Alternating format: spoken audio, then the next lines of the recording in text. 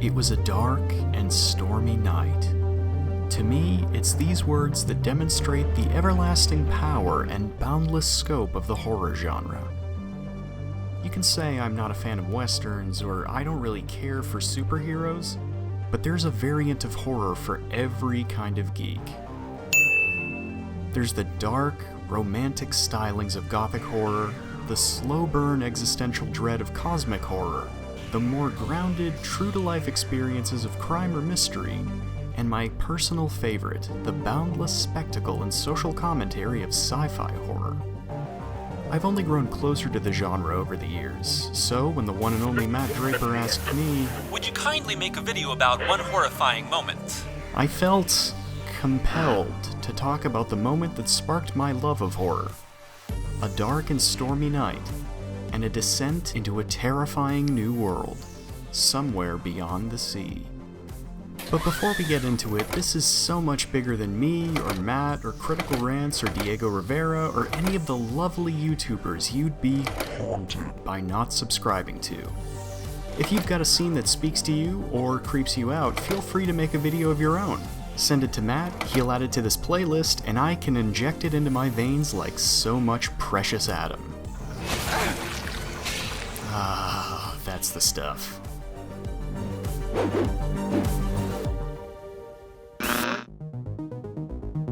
Coming back to Bioshock a full 13 years after its release, I was shocked by how traditional its prologue is.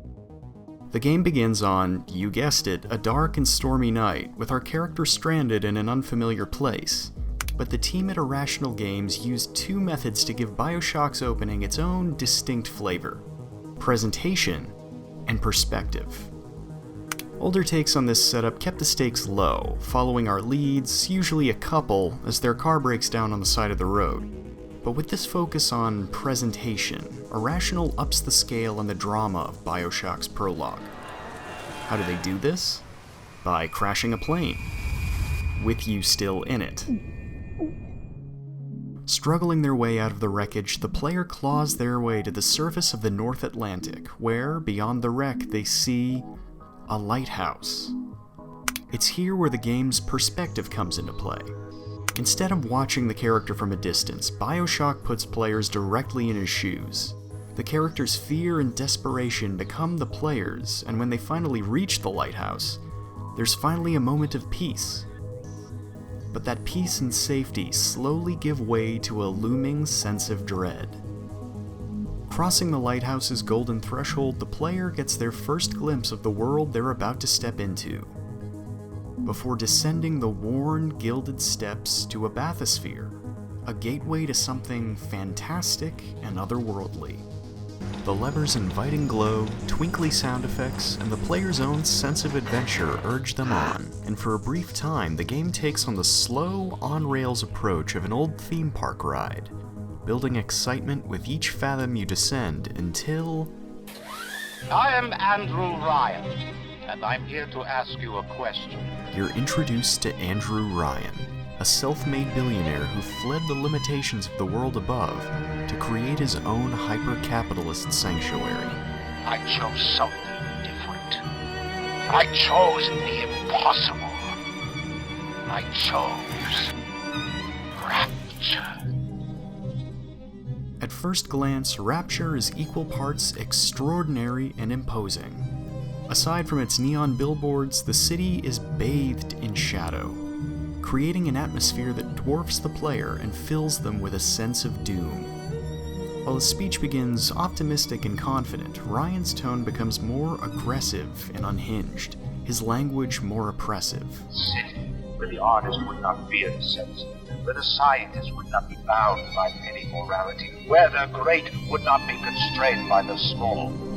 The more you see of Rapture's staggering wealth, the darker Ryan's image becomes. Who was Rapture built on the backs of?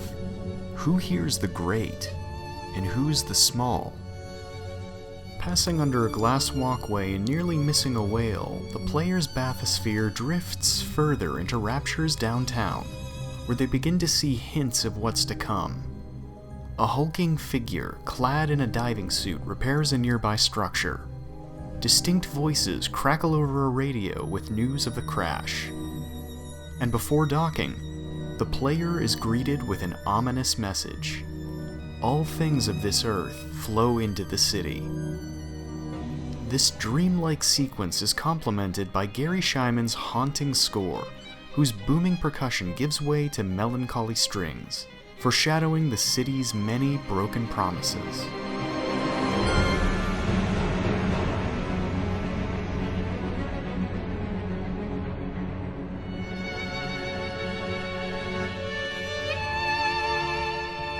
As the player's bathysphere finally surfaces, the reality of Ryan's Utopia begins to sink in.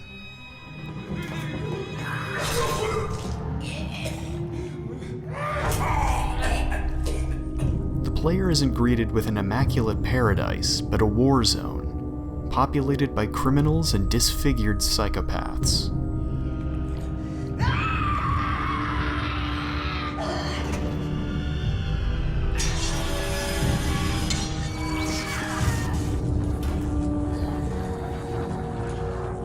The sheer terror of this moment shocks the player.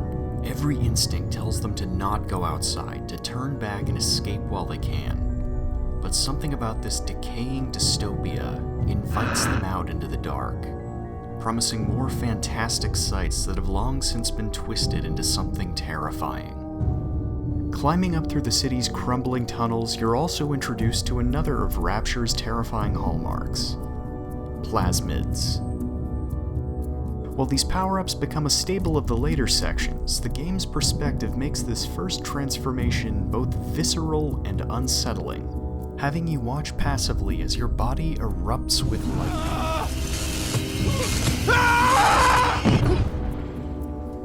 With each flicker in and out of consciousness, you're introduced to another of Rapture's horrors.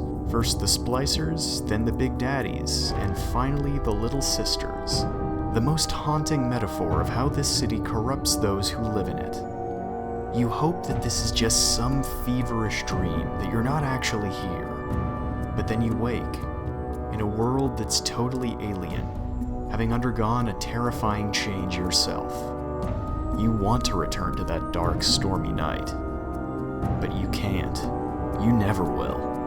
Welcome to Rapture. Now, would you kindly come along? Would you kindly? Hey everyone, thanks for watching my entry on One Horrifying Moment. Like I said before, this collab's open to anyone and everyone, so feel free to make your own or check out the playlist for other great videos. Till next time, I just want to say stay safe, stay healthy, and have a happy Halloween.